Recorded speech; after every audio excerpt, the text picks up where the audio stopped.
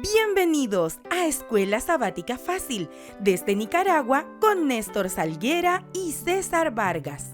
Alusiones, imágenes y símbolos. Lección número 13 para el sábado 28 de junio de 2025. Imágenes del fin.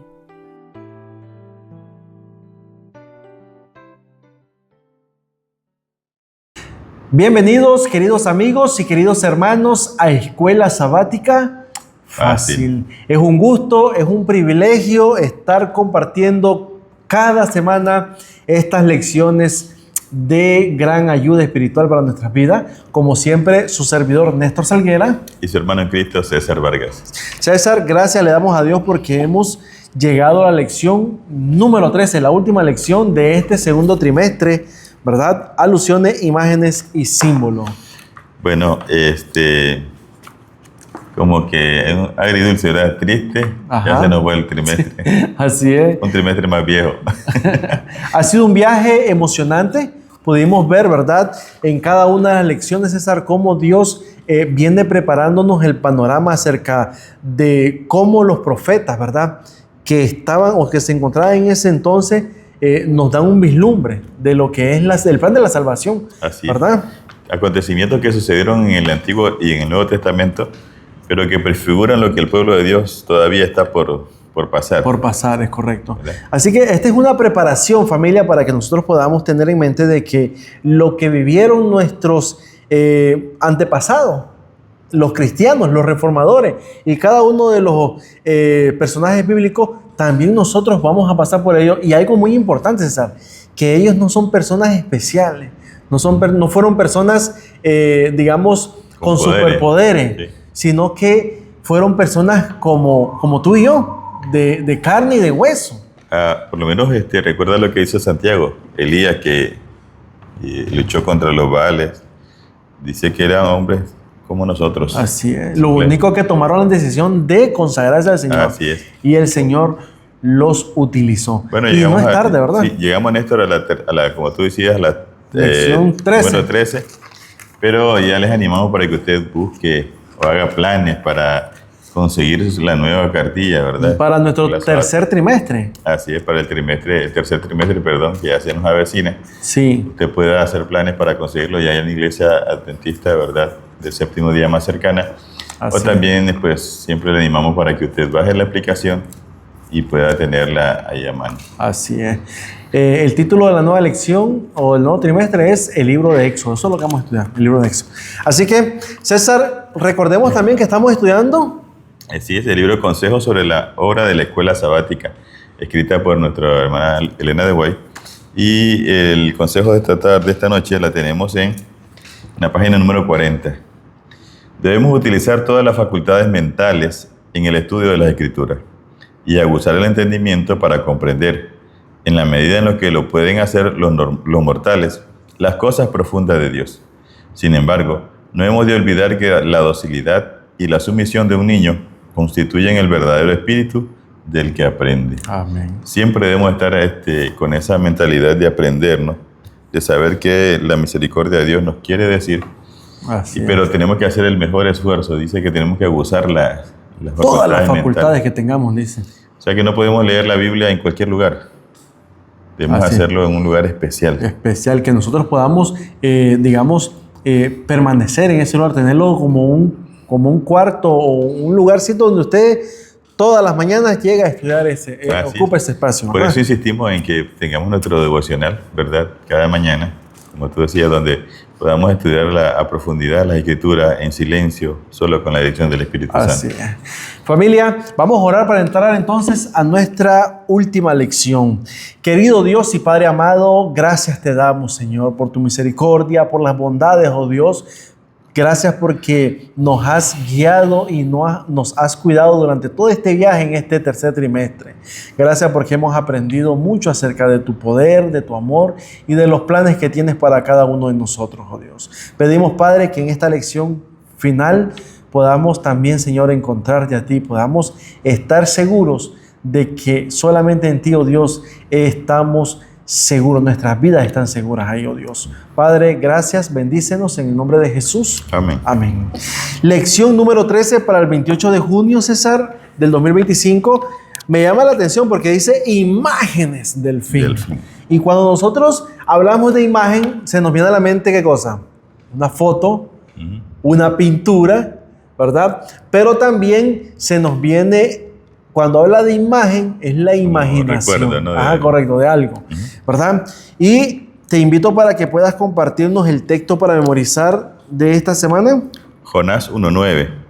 Y él respondió: soy hebreo y venero al Señor, Dios de los cielos, que hizo la tierra y el mar. Amén. Este texto me gusta porque aquí vemos que Jonás se identifica como pueblo de Dios, soy hebreo. Número 2, que aparte de ser parte del pueblo de Dios, también es un adorador, ¿verdad? Y número 3, que él no solamente adora a cualquier Dios, sino que él adora al Dios que creó los cielos, es decir, al único Dios verdadero. ¿Verdad? Qué maravilloso. Me llama la atención que cuando Jonás dice esto, me recuerda lo que dice Apocalipsis 14:6, ¿verdad? Adorad a aquel que hizo los cielos y la tierra, las aguas y las fuentes de las aguas, ¿verdad? Así es. Qué maravilloso. Bueno, esta semana daremos nuestra última mirada a los relatos que nos ayudan a comprender los acontecimientos de los últimos días.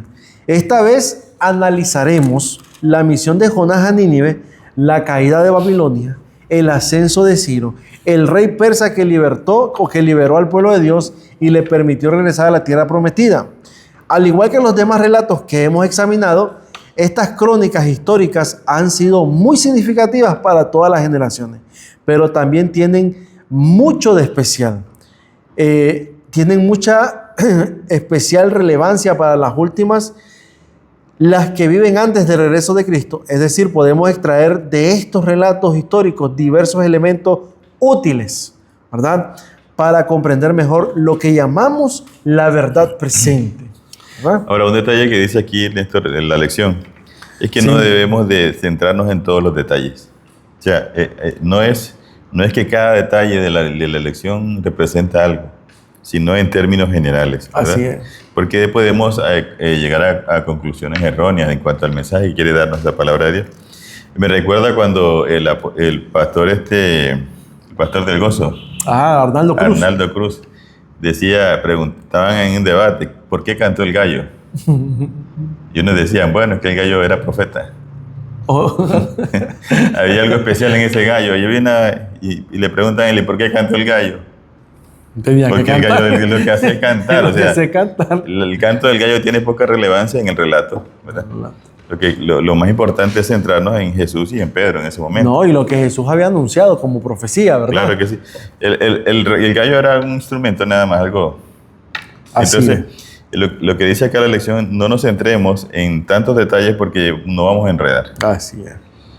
Y debemos buscar los puntos y las enseñanzas principales sin tratar de descubrir significativos ocultos en cada detalle, como tú dices. En síntesis, debemos descubrir las líneas generales, los principios y extraer de ellos los elementos relevantes para los últimos días, ¿verdad? Así es. Así que pasaremos al día domingo 22 de junio, César, el profeta renuente. ¿Sabes qué me llama la atención el texto que de 1:9 del día de ayer sábado? De Jonás. De Jonás, sí, porque él dice, soy hebreo, venero al Señor.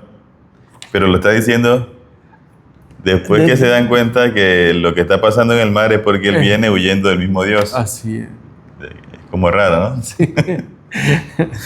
Dice, venero a Dios, pero estoy huyendo de él esta vez. Bueno, la historia de Jonás, muchos creyentes se han visto reflejados en este profeta renuente. Su historia también contiene nobles alusiones a los acontecimientos futuros.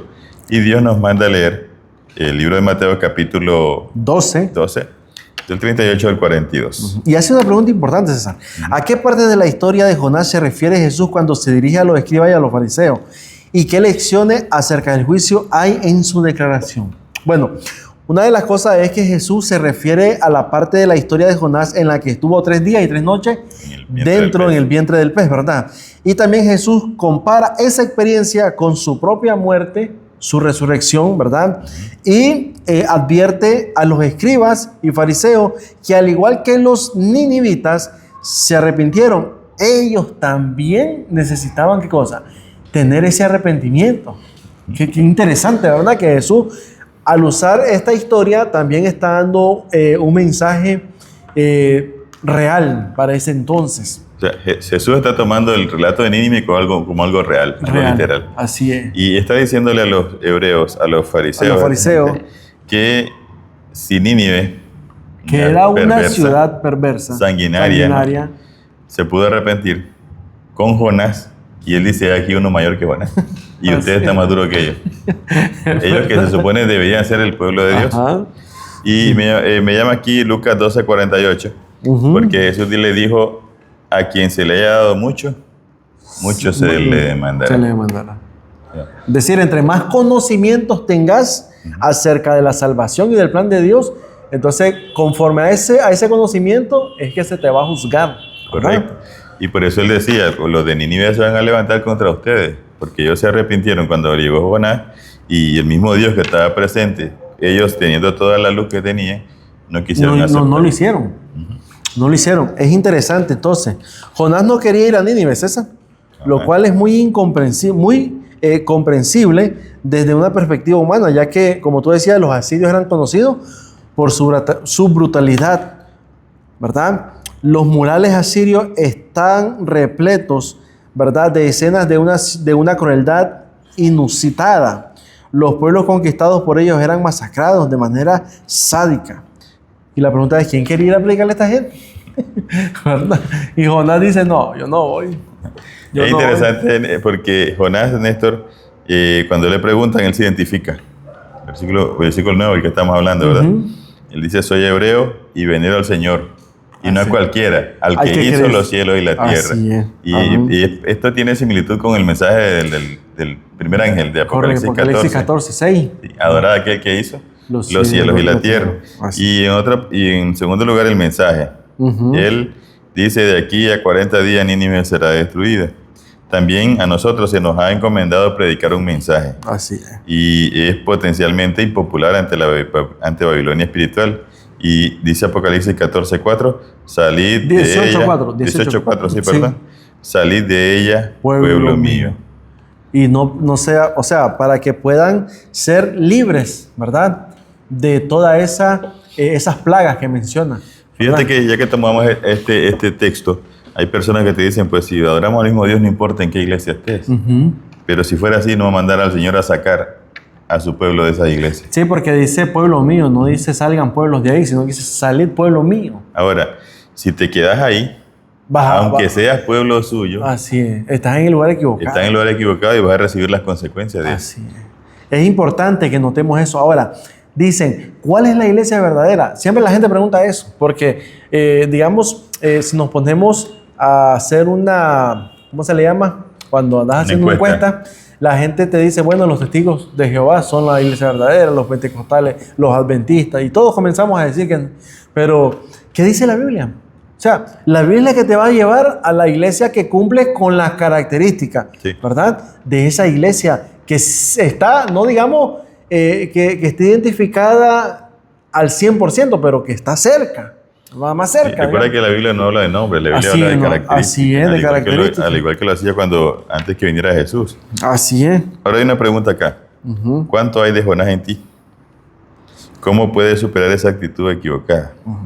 Y cuando dice cuánto hay de Jonás en ti, se está refiriendo, César, en el caso de ser renuente, ¿verdad? En el caso de dejar a un lado el mensaje que se te ha encomendado o la misión que se te ha encomendado. Y bueno, yo personalmente pensaba, a mí me cuesta llegar a un lugar, casa, a un hogar y presentarme y ofrecer estudio bíblico, me cuesta. Prefiero que me digan, aquí está, venir a predicar. Bueno, pero tenés que ir aprendiendo, tenés que buscar la forma de entrar como la vez pasada. ¿Te acuerdas cuando llegué aquel buque iba para Managua y subí con aquellos libros y les apagué la emisora, le apagué el radio y entonces comenzamos a arreglar los libros. Bueno, hay que superar eso, ¿verdad? Así es. Bueno, con esto pasamos al lunes 23 de junio, César. Una obra de arrepentimiento. Y nota algo, dice una obra, no dice, César, digamos, cuando hablamos de obra, hablamos de un proceso, ¿verdad? O sea, no es de la noche a la mañana, sino dice una obra de arrepentimiento. La pregunta es, ¿quién ejerce esta obra? ¿O quién realiza esta obra? Sí. ¿Verdad? Eso es importante. Hay que recordar que nuestro mensaje, y eso lo hablaba con los hermanos estos días, nuestro mensaje es dar el mensaje. Nuestro trabajo es dar el mensaje. Así es. El resto del Espíritu Santo. La obra entonces la realiza el Espíritu Santo a través del mensaje que tú has llevado. Claro. Jonás solo dijo, de aquí a 40 días Nínive será destruido. Fue todo. César, pero hay que tomar en cuenta también la manera en que se presenta el mensaje, ¿verdad?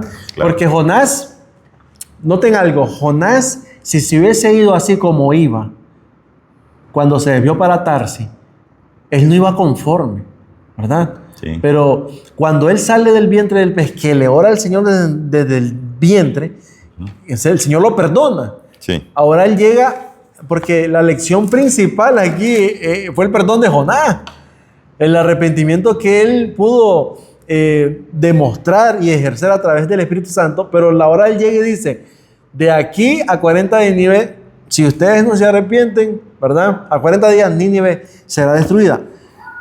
Por eso es que dice el título, una obra de arrepentimiento. Ajá, correcto. Ahora fíjese que hay algo interesante, que a ver, ¿dónde está? Jonás, capítulo sí. 3, versículo 5 al 10. No lo encuentro.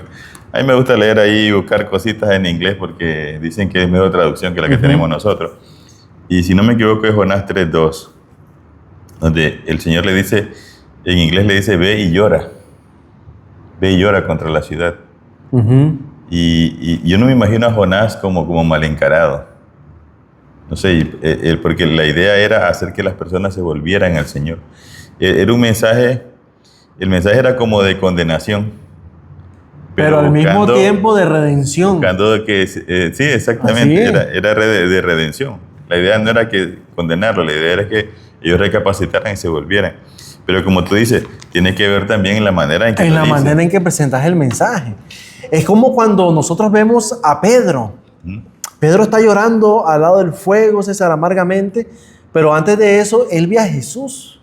Ajá, y cuando Jesús le da la mirada, le da una mirada de ¿qué? De perdón, de compasión, una mirada de restauración. No una mirada de, te lo dije, estás perdido, yo no te perdono, sino que fue una mirada de restauración. Jonás tuvo que llegar a esa ciudad, primeramente experimentando su arrepentimiento, su transformación y presentarle el mensaje de una manera que ellos pudiesen ver en Jonás que realmente Dios quería salvarlo. Y acuérdate que él había experimentado la misma situación, él estuvo prácticamente muerto. Así es, perdido. Y la misericordia de Dios lo sacó. Sí. Para que diera este mensaje. Y naturalmente él iba debía de ir con ese mismo espíritu para dar este mensaje. Así es. Bueno, lee Jonás 3, 5 al 10, César. ¿Por qué no se cumplió esa profecía? Bueno, en realidad la profecía sí se cumplió. Los ninivitas se arrepintieron y Dios tuvo misericordia de todos ellos. Es decir, que cuando nosotros aceptamos el mensaje de salvación, Dios hace una obra maravillosa en nuestras vidas. Toda la ciudad se arrepintió y la destrucción anunciada no se llevó a cabo, al menos por un tiempo. Se evitó su condenación. El Dios de Israel fue exaltado y honrado en todo el mundo pagano y su ley fue reverenciada. Nínive no debía caer, sino hasta muchos años más tarde, presa de las naciones circundantes, porque se olvidó de Dios y manifestó un orgullo jactancioso, ¿verdad? Esto lo encontramos en Profetas y Reyes, página 183. Así es. Y aquí hay una pregunta. ¿Podemos esperar que algo así ocurra en los últimos días como resultado del mensaje final dirigido al mundo caído? Claro que sí. Sí.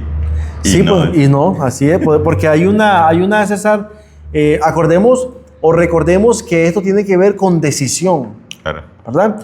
Usted puede ver una persona ahorita que anda en el mundo perdida, usted la puede ver. Y esa persona la puede ver después restaurada por el poder del Espíritu Santo. Y puede ver una persona que usted la intachable, buena, y de repente la mira que se salió de la iglesia, se perdió. O sea, son cosas que nosotros decidimos cada día. Ajá, y que nosotros no debemos juzgar porque no es nuestra labor. No es lo correcto. Bueno, mírale, Apocalipsis 18:4, que Dios llama al pueblo suyo a salir de Babilonia. En ese mensaje habrán personas en todo el mundo que se pondrán en pie y guardarán los mandamientos de Dios y la fe de Jesús, que es un desafío a la bestia, según Apocalipsis capítulo 14, verso 2. Estas personas, como la de Nínive, se librarán del juicio que sobrevendrá a los perdidos. Qué maravilloso. Y es cierto, porque creo que Apocalipsis 16 dice, ¿y quién podrá estar de pie en aquel día grande de Jehová? ¿Verdad? Pareciera como que nadie va a estar de pie, pero sí va a haber un grupo especial, un grupo que decidió lavar su ropa, entregar su vida a Cristo, y ellos son los que van a estar, ¿verdad?, en pie ante todo eso. Mira, una de las cosas por las cuales la profecía de Nínive no se cumplió es que algunas profecías como esa eran condicionales. Así es. Otras profecías se cumplirán independientemente de lo que haga la raza humana. O de las respuestas que ellos presenten. Así es. Por lo menos cuando habla de la venida de Jesús. De la primera o de la segunda venida de Jesús, la profecía de la marca de la bestia, el derramamiento de las plagas y todo eso, va a suceder, querramos o no. Así es. No obstante, nuestras acciones y las decisiones que tomemos determinarán de qué lado estaremos cuando se desarrollen los acontecimientos finales predichos por los profetas. Así es.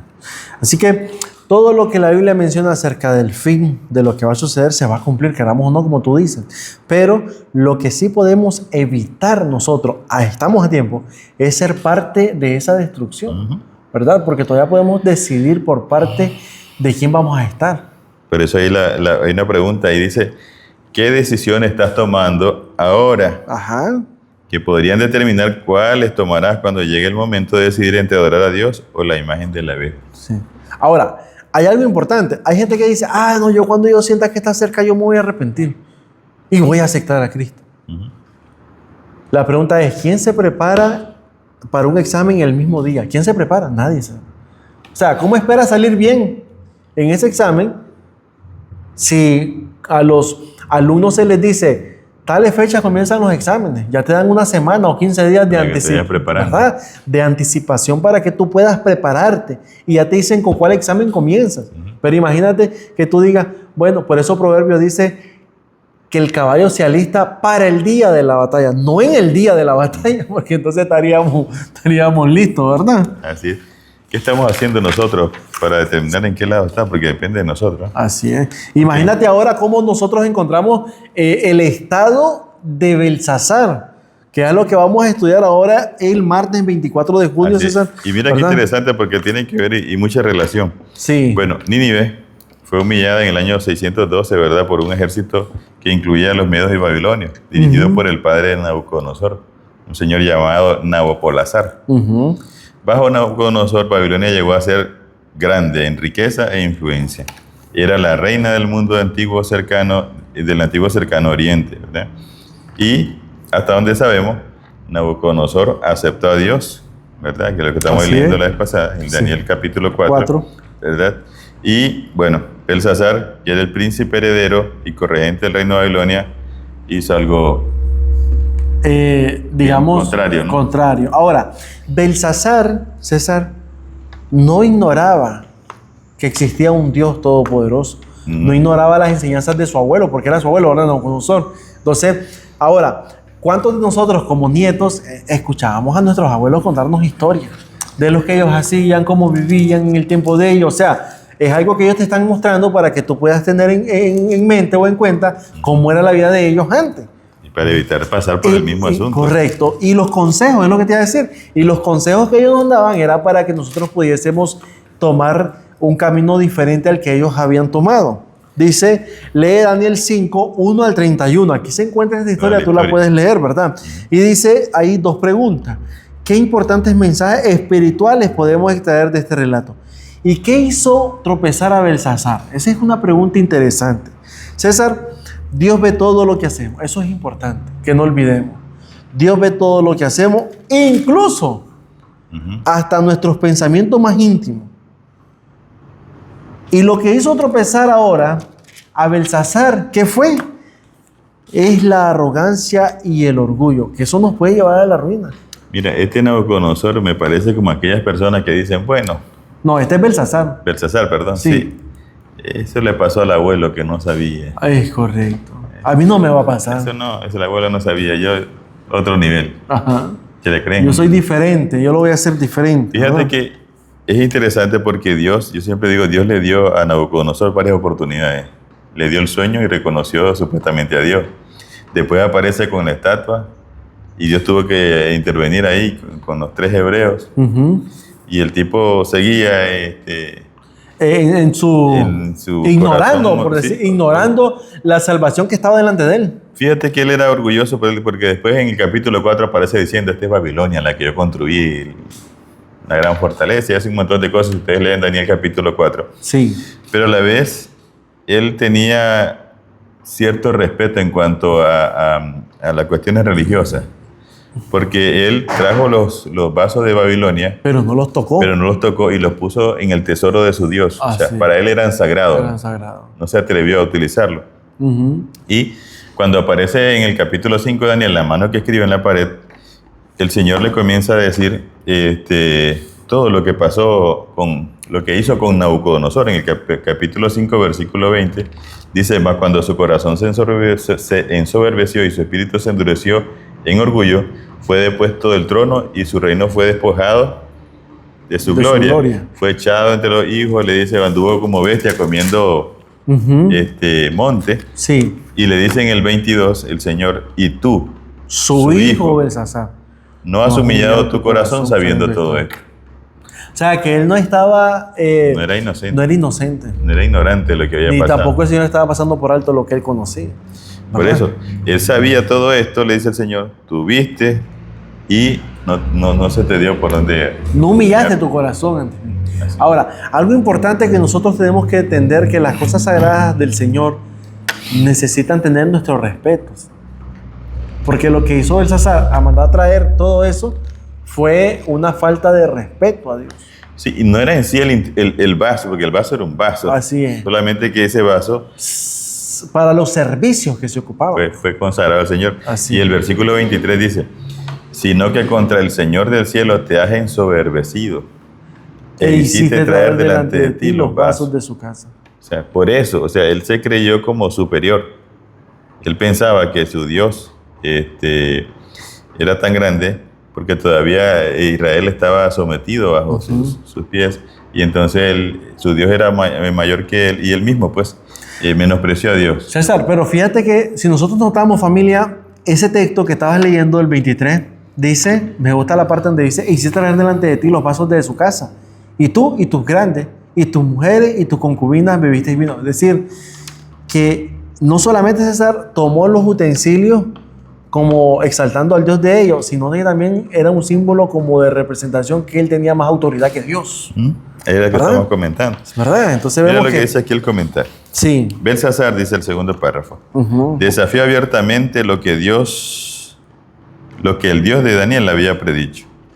El uso profano que hizo de los vasos del templo de Jerusalén era probablemente una manera de subrayar el hecho de que Babilonia había conquistado a los judíos y ahora poseía los artículos religiosos pertenecientes a su Dios. Así Es es. decir, que todavía tenían supremacía sobre el Dios que había predicho la desaparición de ¿Te Babilonia. das cuenta? Él decía: yo tengo más poder que Dios. Por eso digo, no solamente el hecho de tomar los vasos, sino lo que eso significaba. Significaba, correcto, tener más supremacía, como dicen. Ahora, fue un completo desafío, a pesar de que Belsasar tenía sobrada evidencia y pleno conocimiento, como tú dices, ¿verdad?, de lo hecho. Su problema no era la falta de información acerca de quién era el Dios de Israel.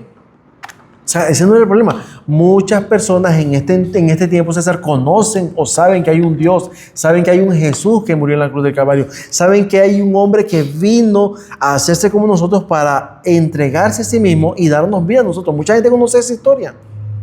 Y no la vemos como una historia de un cuento de hadas, sino que ellos realmente reconocen que fue algo real. Sí. Pero más sin embargo, no lo reconocen como su Salvador, ni lo aceptan como su Dios. O sea, estamos viendo lo mismo que está, o sea, se están poniendo al mismo lado de Belsasar. Mucha gente conoce, ¿verdad?, sobre lo que hay en el plan de la salvación. dice ahora, su problema no era la falta de información, como decíamos, o conocimiento, sino la dureza de su corazón. Por eso cuando dice, el apóstol Pablo lo menciona, dice, si escuchás su voz, no endurezcáis vuestro corazón. Creo que también lo dice Deuteronomio, Sí. ¿verdad? Entonces, ¿qué es lo que tenemos que hacer nosotros? Si escuchamos la voz de Dios, mucha gente escucha mensajes, escucha alabanza, pero no quieren nada con el Señor. Es la misma situación. Fíjate que se me viene a la mente ahorita cuando estamos en el templo de Dios, estamos en culto y estás en las redes sociales. ¿Y dónde está el temor de Dios? O sea, esa reverencia que teníamos antes de que entrar a la casa de Dios algo sagrado se ha perdido. Porque a veces ni siquiera estás viendo pues tu Biblia o alguna cosa interesante, sino que estás viendo videos comunes y corrientes y estás haciendo a un lado la predicación que pueda estarte dando y que no sabemos si es la última que pueda haberte hecho el llamado para arrepentimiento. Y después sales de la iglesia diciendo, ay, hermano César, ¿qué predica? Ni le entendí. No. ¿Verdad? El hermano Néstor hasta sueño me dio como ¿Hasta predicador. dónde estamos haciendo lo de Belsasar? Sí. Ignorando a propósito, ¿no? O haciendo a un lado, sabiendo que, o como, no sé, cómo decirte, Rechazando directamente o desafiando al Señor. sí, porque estás en la casa del Señor, se supone que venías aquí a escuchar, a someterte a lo que la Biblia diga, o a escuchar el mensaje que Dios tenga, pero tú estás en tu mundo, como quien dice, allá tú y yo aquí. Nada que ver. Así es. Y siempre tú decías algo, César, a veces el ser humano, ¿verdad? No es ni muy mundano ni muy cristiano, sino que estamos así. Y es el más peligroso, dice. ¿Verdad? Dice ahora César aquí, en la parte de abajo, en los últimos días, cuando la crisis final se desate sobre el mundo, las personas también tendrán la oportunidad de conocer, ¿qué cosa? La La verdad. Lo que determinará su decisión, como en el caso de Belsasar, será su corazón. ¿No? El mensaje va a llegar a todas las personas. Porque incluso Mateo 24:14 dice, y este evangelio del reino será predicado por testimonio a todas las naciones. Y entonces vendrá el fin. Entonces, ¿qué es lo que pasa? Que las personas van a saber, nadie se va a ir al descanso o va a estar presente cuando Cristo venga sin haber sabido, sin haber escuchado, sin haber oído de esta salvación tan grande. Sin haber tomado una decisión. Y sin haber tomado una decisión sobre todo, es correcto. Ok. ¿Verdad? Bueno, pasamos al día miércoles 25 de junio, César, el secamiento del Éufrates. ¿Qué tiene que ver esto ahora con esto de lo que estamos hablando? Recordemos que esto era en el tiempo del fin, ¿verdad? Sí. Ok, cuando mientras Babilonia estaba en la fiesta de Belsasar, esa noche, Ciro, el persa, ideó desviar el río, porque el río Éufrates atravesaba la ciudad. Entonces, cuando llegaban los otros pueblos y la sitiaban, ellos estaban tranquilos porque el río le llevaba agua y le llevaba comida. Entonces, podían sitiarla cuanto quisieran y ellos estaban tranquilos, porque no perecían de ninguna forma. Ellos cultivaban también con agua del río y todas esas cosas. Pero Ciro hizo algo interesante, que ya lo había hecho otra persona llamada Nitocris. Dice que ella había desviado el río para hacer algún proceso ahí de trabajo ahí dentro de Babilonia. Y entonces Ciro hizo lo mismo, desvió el río y entonces el cauce donde pasaba el río ahora se le facilitó. Como se baja, ¿Sí? ya las tropas pudieran entrar. Y además, a la orilla del río había otro muro perimetral, pero no había nadie. Porque dice el capítulo 5 que todos estaban en la fiesta, tranquilos, confiados. Mi pregunta es la siguiente, César. Mira cómo es. Para Belsasar ya no había, César, un paso para atrás de arrepentimiento. Porque Dios directamente viene y ejecuta un juicio. No fue como Nabucodonosor, que le dio oportunidad, ¿verdad? Sino que fue directamente y le dijo...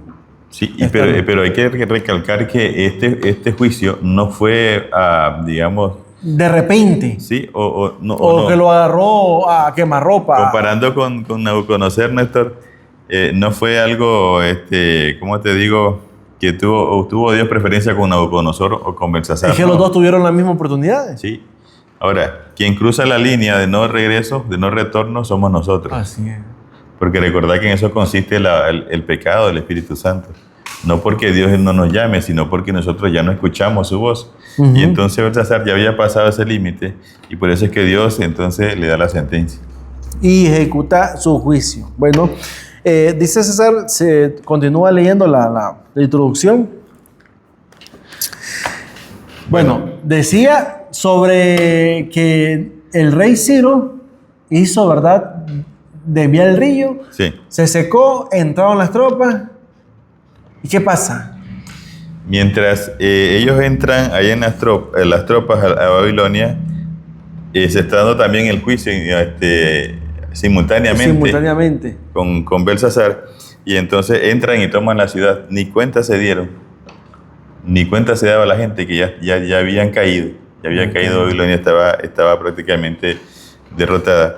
Y esto tiene que ver con Apocalipsis capítulo 16 y versículo de 12 al 19. Hay un paralelismo, porque dice que en la Babilonia del tiempo del fin también se le seca el Éufrates. El Éufrates. Y mira lo que dice, porque me gusta, porque dice, ¿qué paralelismo encontrás entre algunas de las plagas del Apocalipsis y la historia de la caída de Babilonia? En Daniel 5 vemos la caída de Babilonia cuando el río Éufrates, ¿verdad?, se seca, creo que estamos hablando, permitiendo la entrada del ejército persa. De manera similar, Apocalipsis 16, la sexta plaga, ¿verdad?, describe el secado del río Éufrates para preparar el camino a los reyes del oriente. ¿Sabes? Que nosotros tenemos que tener en cuenta que lo mismo que pasó ahí se va a repetir. Y al igual que Babilonia antigua, el río que le proveía tantas cosas y le permitía subsistir, fue la clave para que entrara el ejército enemigo. En este tiempo, la Babilonia, que está sentada sobre muchas aguas, que son muchedumbres, dice Apocalipsis 17 y 15, son muchedumbres de pueblo. Entonces, ese mismo pueblo que nos mantiene... Se le va a revelar. Se le revela, y por eso es que se le seca el río. Es correcto, pero ya no la pueden sustentar. Ya no la apoyan. Ya no. Entonces ellos se vuelven contra ella y dicen, oye, tú nos has engañado. Sí. Tú nos has mentido. Y entonces Solo comienza. que en este tiempo ya no habrá retorno. Sí, de hecho ellos están reclamándole al de su mismo grupo, ¿verdad?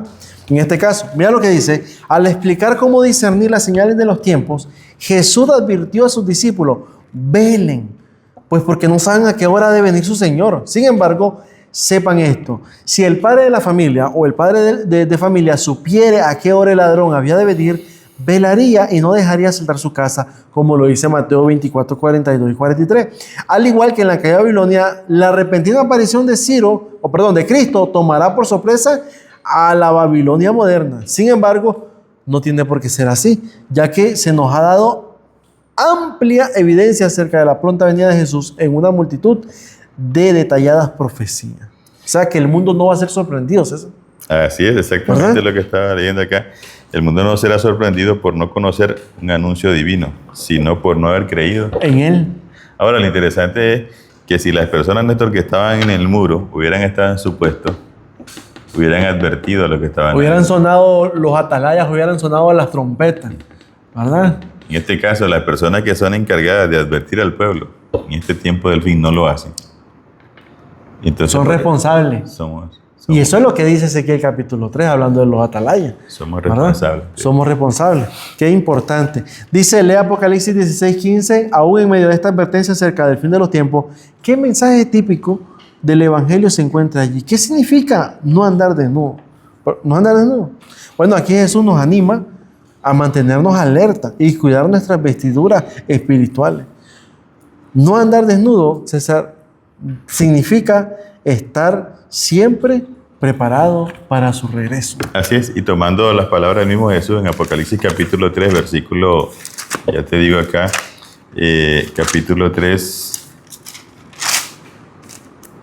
versículo 18, por tanto yo te aconsejo que de mí compres oro refino en fuego, para que seas rico, y vestiduras blancas para vestirte, para que no se descubra tu desnudez. Y Apocalipsis 19, 8 nos da dónde agarramos esa vestidura. Y dice, y ella se le ha concedido que se vista de lino fino, limpio y resplandeciente, porque el lino fino es las acciones justas de los santos. Y la de los santos hacen acciones justas porque Jesús es justo. Es decir, en otras palabras, familia, necesitamos vestirnos de la justicia de Cristo. Exactamente. Porque no es tu justicia, César, lo que te va a dar esa blancura o esa limpieza espiritual, sino que es la vestidura, la justicia de Cristo es nuestra vestidura. Amén. Apocalipsis 7:14 dice, y estos han lavado y emblanquecido su ropa en la sangre del Cordero. Amén. Así que, familia, estamos a tiempo. Si todavía no has tomado la decisión por Cristo, estás a tiempo. Puedes venir a Jesús todavía. No importa lo que hayas hecho, no importa por lo que hayas pasado, a Cristo le importa tu decisión hoy, ¿verdad? César, pasamos al día jueves 26 de junio, Ciro el ungido. Y aquí hace, ¿verdad?, un paralelismo o una comparación acerca de Ciro como Jesús, ¿verdad? Una prefiguración. Sí, dice el comentario, cuando Ciro conquistó la ciudad de Babilonia y concluyó el cautiverio del pueblo de Dios, los persas les permitieron volver a la tierra prometida y reconstruir el templo. Bajo Ciro, el imperio persa se convirtió en el más grande de la historia, formando lo que el historiador Tom Holland llama el mayor conglomerado de territorios que el mundo hubiera conocido. Como Ciro le permite a su pueblo volver a su tierra prometida y adorar a su Dios, Ciro prefigura lo que sucederá cuando Cristo regrese a buscar a su pueblo. Que le va a regresar la tierra prometida. Así es. ¿Verdad? Qué maravilloso. Sigue diciendo, Ciro prefigura lo que sucederá cuando Cristo regrese para buscar a su pueblo.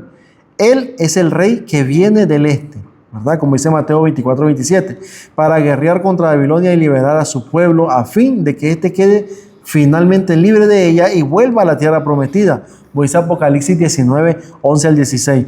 Por eso Dios se refiere a Ciro como su ungido.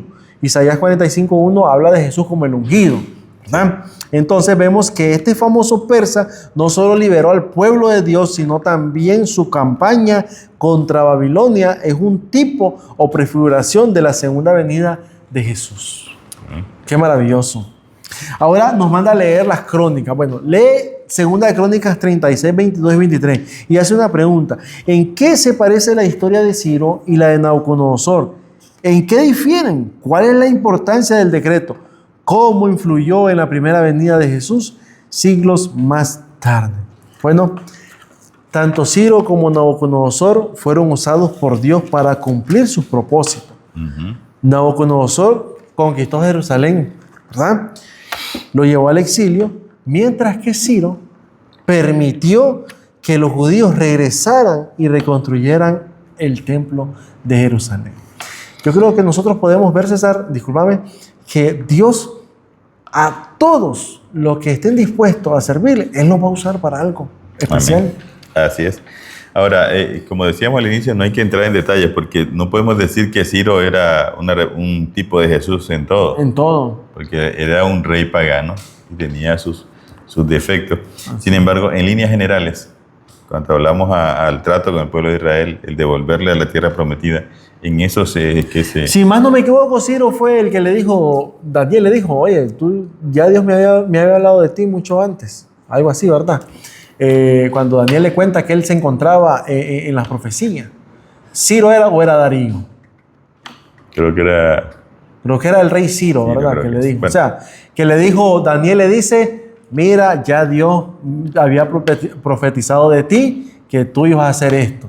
Y entonces Ciro que dice, bueno, si yo estoy ahí, pues yo lo voy a hacer, ¿verdad? Y qué bonito, ¿verdad? Porque si hubiera rehusado, hubiera dicho, no, yo ni quiero servirle a tu Dios. Pero vemos que Dios ya tenía, ¿verdad? En los planes de la salvación tenía este rey, ¿verdad? Okay. Dice Malaquías es el último libro del Antiguo Testamento, según la Biblia que tenemos, ¿verdad? Sí. Pero de acuerdo con el orden original del canon hebreo, este termina originalmente con la declaración de Ciro, de Segunda de Crónicas 36, del 22 al 23.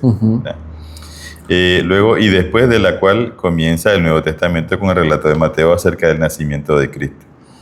El Ciro antitípico. Ciro decretó la reconstrucción del templo terrenal, pero Jesús inauguraría su ministerio en el santuario celestial, que conduciría a su regreso y a nuestra liberación. Amén. Ciro no era una representación perfecta de Cristo, como tú decías, ¿verdad? Sí. Como tú dices, no hay que entrar en detalle y decir, bueno, hay que ver que él era pagano, entonces Cristo era pagano. No, sino en algunas acciones, como tú dices, ningún tipo de prefiguración se alinea perfectamente con el antitipo. con la realidad representada, razón por la cual no debemos leer demasiado en cada pequeño detalle, como tú dices. Sin embargo, Ciro funciona, es lo que tú decías, en líneas generales como un tipo del Salvador. Así es. ¿Y cuán fascinante es eso? Sí, es fascinante que Dios utiliza aún a los reyes paganos de una manera tan marcada para hacer su voluntad. Amén. A pesar de la apariencia. ¿Cómo podemos aprender a confiar en que Dios ciertamente dirigirá los acontecimientos finales según ha sido profetizado? Yo creo que tenemos unas evidencias maravillosas para saber que Dios sigue, César, dirigiendo a su pueblo a ese puerto seguro, a esa Canaán celestial. Lo que necesitamos nosotros es lo que dice aquí, confiar. A veces se nos olvida que tenemos un Dios todopoderoso. Ahora, hay que tener en cuenta que Dios no manda a hacer las cosas como dijimos la vez pasada, ¿verdad? Sí. Dios no permite, o no es la voluntad de Dios que sucedan todas las cosas. Nosotros como humanos tomamos decisiones Así y por eso suceden. Pero a pesar de todo eso, no se le sale de las manos al Señor el asunto. Y algo que vimos en algunas de las lecciones fue la corrección, así es la palabra. La Correctiva. correctiva. O sea, Dios tenía que corregir algunos errores, como lo vimos en el caso de Abraham, en el caso de Isaac y tantos, y todavía en nuestra vida, ¿verdad? Entonces, es más difícil corregir que llevar el marco como estaba presentado, ¿verdad? Imagínate como que tengas una casita y tú la quieras hacer a tu modo. A veces tenés que botarla y romper paredes y hacer, es más trabajoso que hacer de una vez un predio baldío. Así es. Bueno, pasamos al día viernes 27 de junio, César. Hay dos citas maravillosas, ¿verdad? Y vamos a leerlo. Dice la primera en el capítulo El Vigia Invisible, en las páginas 349 a la 359 del libro Profetas y Reyes del linaje de White. A cada nación que subió al escenario de acción se le permitió ocupar su lugar en la tierra, para que pudiera determinarse si iba a cumplir los propósitos del vigilante y santo. Es decir, no era por casualidad ni por coincidencia. Ellos tenían un trabajo que hacer, ¿verdad? Sigue diciendo, la profecía describió el nacimiento y el progreso de los grandes imperios mundiales. Recordemos que Daniel, cuando estaba la estatua, le dijo Babilonia, Persa, Grecia y Roma. Grecia y Roma, ¿verdad? Sí. Ahora, con cada uno de ellos, al igual que con las naciones de menos fortaleza, la historia se repitió. Cada uno tuvo su tiempo de prueba, cada uno fracasó, su gloria se desvaneció y desapareció su poder, tal y cual estaba profetizado. ¿Verdad? Y sigue diciendo, aunque las naciones rechazaron los principios divinos y con ellos labraron su propia ruina, un propósito divino predominante ha estado obrando manifiestamente a través de los siglos. Amén. Siempre Dios va a cesar a seguir con el plan hasta que Cristo venga. Y va a levantar personas que estén dispuestas a hacer su voluntad. No importa si son iletrados, no importa si son preparados, no importa. Lo que a Dios le importa, César, es tu disposición. Así es. ¿Verdad? Exactamente. Ahora, Dios te va a capacitar, porque Dios es el que capacita a todos, a todos aquellos que quieran, ¿verdad? Trabajar en su obra. En Jeremías 18, César, ¿qué es lo que hace el profeta? ¿O qué observa el profeta? Habla acerca del alfarero. Sí. El profeta observa a un alfarero mientras éste da forma a lo que está creando. Es esta imagen, la de un alfarero que moldea su arcilla, la que Dios utiliza para explicar los principios de condicionalidad en la profecía bíblica. Para asegurarse de que lo entendemos, el Señor dice por medio de Jeremías, en un instante puedo hablar contra la nación o un reino para arrancar, derribar y destruir. Pero si esa nación se convierte de su maldad, yo también desistiré del mal que había pensado hacerle, y en un instante hablaré de esa nación o ese reino para edificar y plantar. Por eso, pero si hace lo malo ante mis ojos y desoye mi voz, desistiré del bien que había determinado hacerle. Amén. Pero ¿quién determina las cosas? Correcto. O sea, nosotros tenemos esa decisión. Porque, en nuestras manos, tenemos en nuestras manos, familia, la salvación y la perdición. Porque dice, el Señor dice, bueno, fulano ya creo que ya no le voy a dar mucho tiempo ya, ¿verdad? Pero si este fulano escucha la voz de Dios y decide entregarse a Dios, entonces Dios dice, yo no lo puedo desechar porque me ha buscado con sincero arrepentimiento. Bueno, si lo vemos ahorita con Nínive, ¿no? Sí, lo acabamos de ver con Nínive, así lo vimos con nosotros también. ¿Verdad? Es importante, familia, que la decisión que tomemos hoy sea una decisión para vida eterna. Que sea una decisión que podamos decir, Señor, aquí estoy. No tengo fuerza, no tengo nada, solamente quiero que tú obres en mi vida. Y el Señor lo hará. No importa lo que hayas hecho, no importa por lo que hayas pasado. Dios hará en ti eso que Él tiene pensado hacer si le aceptan, ¿verdad? Sí, fíjate que estaba ahorita pensando en Deuteronomio capítulo 30, versículo 19, donde aparece la maldición y la bendición. Y la bendición. Dice el 19, el Señor hablando, a los cielos y a la tierra llamo por testigo hoy contra vosotros, que os he puesto delante la vida y la muerte, la bendición y la maldición. Pero Él dice, escoge pues la vida para que vivas tú y tu descendencia. Amén. Bueno. En otras palabras dice el Señor, aquí tenés, vamos a utilizar esto como ejemplo, aquí tenéis la vida y aquí tenéis la muerte, la bendición y la maldición. Pero yo, como conocedor de las cosas, como creador de todo, como legislador de todo lo que existe, yo te digo, César, que escojas la vida. O sea, no te lo está diciendo alguien que no sabe, alguien que no, te lo está diciendo el mismo Dios, el propio Dios te lo está diciendo. Así. ¿Verdad? ¿Qué vamos a hacer? ¿Cuál será nuestra decisión? Sea el Espíritu Santo, familia, dándonos esa fuerza que necesitemos para poder decidir por Cristo, porque a veces lo hacemos por miedo, no aceptamos, porque no me siento capaz, porque no me siento con el convencimiento, pero sea el Espíritu Santo dándonos eso para que podamos nosotros aceptar la salvación que Cristo tiene para nosotros. Ahorita me recuerdo muchas personas que son sinceras y dicen, bueno, yo no me meto en ese asunto porque con Dios no se juega. Las cosas de Dios son serias, ¿verdad? Sí. Pero recuerda que hemos hablado todo este trimestre que nosotros no nacemos con esa capacidad. Así es. Dios nos da la capacidad, Dios quiere que tengamos la iniciativa de buscarle y el resto lo va a hacer Él solo. Amén. Ahora, si tú eres parte de esas personas que dicen, yo no me meto porque jugar con las cosas de Dios es delicado, me suena como que fueras una persona seria, temerosa de Dios también. Sí. Y es lo que está buscando el Señor. ¿No crees? El Señor está buscando personas temerosas, te digo. Que se aparten. ¿Acuerdas Job? ¿No has visto a mi siervo Job? Que es un hombre temeroso de Dios, apartado del mal, que prefiere, como dicen, hacer mi voluntad que otra cosa. Entonces vemos que hay unas cualidades que el Señor está buscando también en las personas que se acercan. Sí, pero si por otra parte te quedas ahí y tú dices, yo no me meto con Dios porque es cosa seria, Te estás perdiendo. Estás automáticamente eligiendo. Decidiendo. Y estás decidiendo, ¿no? El no quedarte con la salvación que Dios ofrece. ¿Verdad? Familia, yo creo que es momento, no es tiempo para que andemos pensando o estemos diciendo, es que yo primero tengo que dejar de beber, tengo que dejar de fumar, tengo que dejar de hacer esto para poder venir a los caminos del Señor. Nunca lo vas a hacer, créeme que nunca lo vas a hacer. Es que si lo pudiéramos hacer, Jesús no tendría nada que hacer con nosotros. Ya estaríamos en el cielo. Por eso el Señor dice, venid a mí todos los que estáis trabajados y cargados. Y cuando habla así, César, te dice todos los que tengan vicio, los que tengan problemas de orgullo, problemas de vanidad, vengan así. Que yo los voy a hacer descansar, yo les voy a quitar eso. Y es lo que necesitamos. Tenemos que tomar actitud del ciego. Lo único que tenía era su capa, era su casa, su amiga, su abrigo y todo. Sí, y cuando Jesús lo llamó, ¿qué hizo? La tiró. Claro. Ya no te necesito.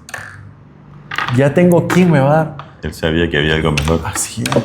Y es lo que nosotros tenemos que tener presente. No hay nada mejor, familia, que aceptar a Cristo en nuestros corazones, porque Él hará grandes cosas en nuestra vida y en la vida de nuestra familia. Amén. Bueno, hemos llegado al final de nuestro segundo trimestre, César. Sí. Gracias por este viaje, gracias por acompañarnos en este viaje. Estudiemos y preparémonos. No tenemos la cartilla del tercer trimestre en físico, pero sí aparecerá en la pantalla el libro de Éxodo, César, que vamos a estudiar. Y es un viaje interesante. Porque el Éxodo fue cuando el pueblo fue liberado. Así es. Hacia la tierra prometida. Cuando Moisés, de solamente menos de 2 años, fue tirado en una cesta ahí con alquitrán en el río Nilo. y pues vemos que se levantó el gran libertador, ¿verdad? ¿Y qué lecciones esto nos dará para nuestros tiempos? Así es. Preparémonos, familia, preparémonos con tiempo. Que Dios esté siempre con cada uno de nosotros. César, ¿puedes dirigirnos en oración? Sí, oremos. Nuestro amado Dios, gracias porque en tu misericordia nos has permitido concluir un trimestre más. Amén. Oh Dios. Señor, un trimestre que hemos vivido, hemos disfrutado, hemos viajado, Señor, a través de muchas historias bíblicas. Amén. Pero también, oh Dios, nos apuntan a tu pronto regreso, Señor, a esta tierra. Amén. Permite que tu Espíritu Santo toque nuestro corazón, Señor. Si es un corazón duro, por favor, ablándalo con tu amor y misericordia. Y permite, Padre, que cada uno de los que escuchamos este programa también nos preparemos para ese encuentro contigo, Señor. Amén.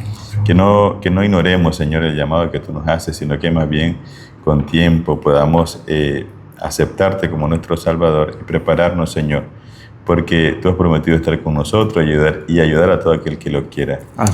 Te agradecemos, Señor, también por nuestra hermana Joyce, que nos ha ayudado con este programa. Bendícela. Sí. Te pedimos que bendiga su ministerio también. Y a cada uno, Señor, de las personas que nos apoyan a través de este programa. Amén. Muchas gracias, Padre. Oramos para que este programa, Señor, tenga frutos para vida eterna, porque Amén. ese es el objetivo. Sí. Y para que también muchos, oh Dios, nos preparemos, ¿verdad? Nos preparemos para tomar parte activa en el ministerio de la escuela sabática. Amén. Muchas gracias, Señor, por todo.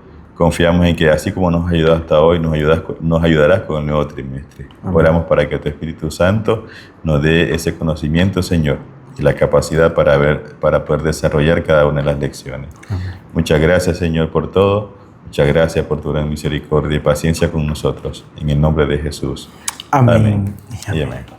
Gracias, familia. Gracias, agradecidos con cada uno de ustedes por sus comentarios, por sus vistas. Compartan este material porque hay personas que están necesitando palabra de esperanza, ¿verdad? Amén. Y no sabemos cuánto ustedes pueden ser también parte de los que lleven este mensaje, ¿verdad? Exactamente, te iba a decir que solo compartir este mensaje estás predicando el Evangelio Así también. es. Dios les bendiga. Nos vemos en el próximo trimestre para el mes de julio, ¿verdad? Julio, Así agosto y que- septiembre, ya vamos adentro con el Así es. 2025. Todo ha sido un viaje, una experiencia, experiencia, ¿verdad? sí. Maravillosa. Hasta la próxima, si Dios nos permite. Que Así Dios ya les bendiga saben, a todos. Escuela Sabática Fácil desde Nicaragua, de la Iglesia Camino a Cristo aquí en Chinandega, ¿verdad? Amén. Así que cuando anden por estos lados, vengan a la Iglesia Camino a Cristo. ¿Están invitados ya?